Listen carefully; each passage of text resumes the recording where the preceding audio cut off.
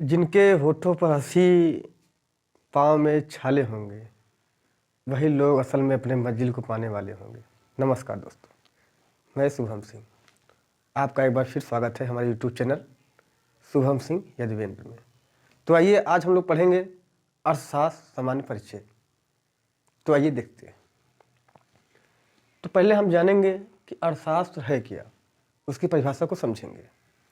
तो अर्थशास्त्र सामाजिक विज्ञान की वह शाखा है जिसके अंतर्गत वस्तुओं और सेवाओं के उत्पादन, वितरण, विनिमय और उपभोग का अध्ययन किया जाता है।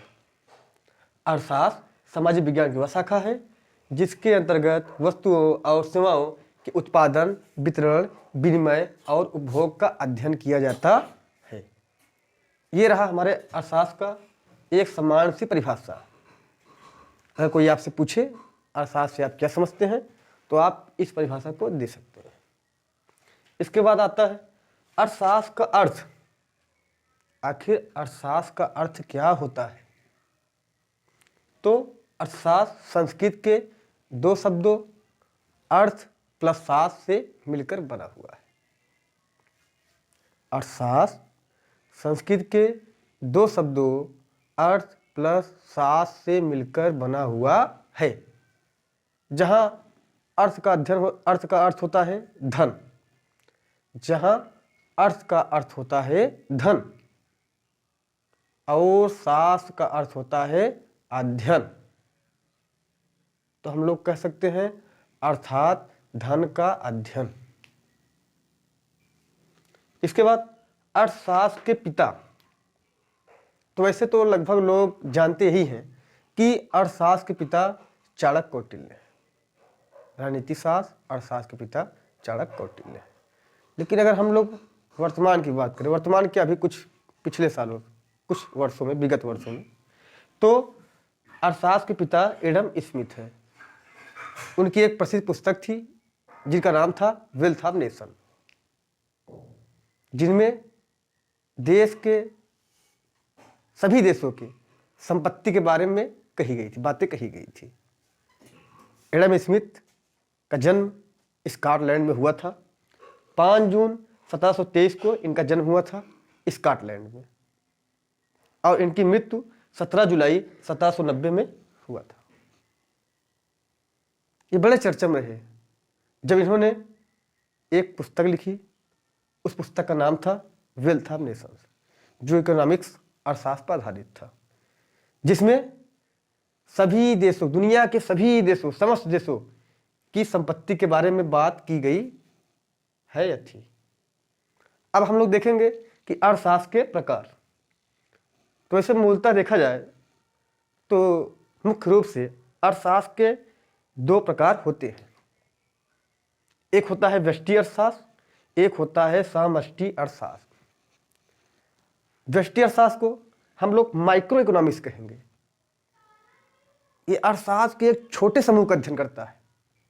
आप लोगों ने देखा होगा जो पुरानी मोबाइलें पहले आती थी, इसमें माइक्रो चिप लगता था।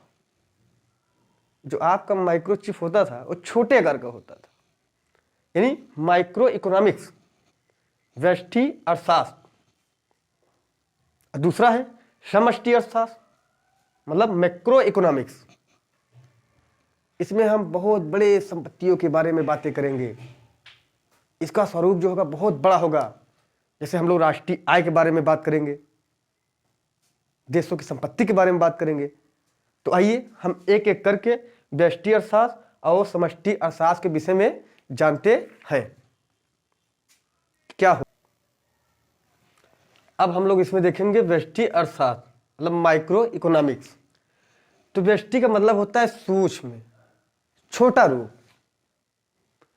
तो आर्थिक क्रिया की एक इकाई अथवा समूह, आर्थिक क्रिया की एक इकाई अथवा समूह जो छोटे समूह का अध्ययन करता है। वहां पे होता क्या है? वहां पे वस्तुएं या तो खरीदी जाएंगी या तो बेची जाएंगी। उसे हम लोग माइक्रो इकोनॉमिक्स कहेंगे।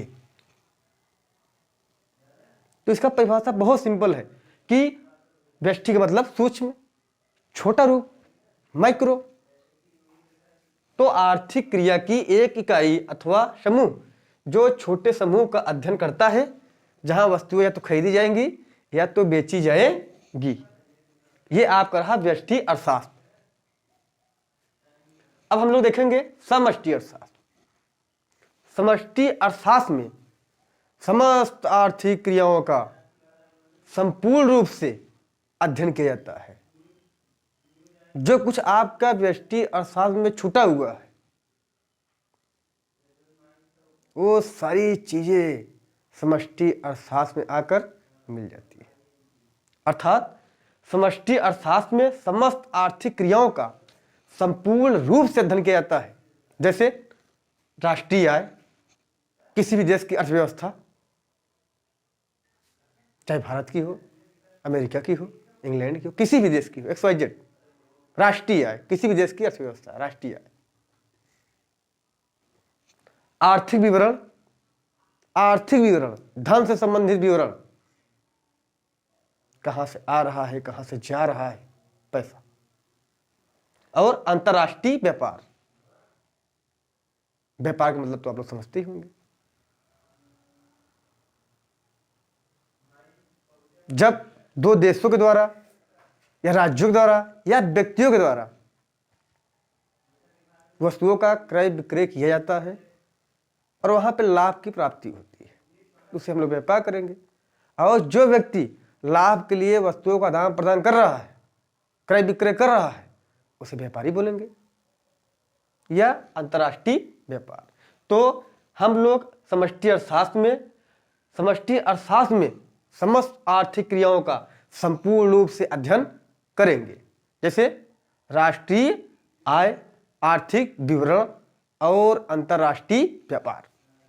तो आइए हम लोग देखते हैं देश के कुछ प्रमुख अर्थशास्त्रियों के बारे में। डॉक्टर मनमोहन सिंह, श्री डॉक्टर मनमोहन सिंह, आप लोग इनके विषय में बखूबी से जानते हुए, ये हमारे देश के 2 बार प्रधानमंत्री रह चुके हैं। एडम स्मिथ, जो अर्थशास्त्र के पिता भी कहलाते हैं, आप लोगों ने इनके बारे में पहले जाना। भीमराव अंबेडकर, बाबा साहब को भला कौन न जानता होगा, हमारे संविधान निर्माता परम पूज्य डॉक्टर भीमराव अंबेडकर जी। इसके बाद चाणक्य, कौटिल्य, इनको भी आप अच्छे से जानते हैं। इनको भला कौन नहीं जानता, ये बहुत पुराने अर्थशास्त्री चाणक्य, कौटिल्य। इसके बाद कार्ल मार्क्स, इन्होंने अर्थशास्त्र के विषय में काफी कुछ अपने बातों को कहा है, दिया है।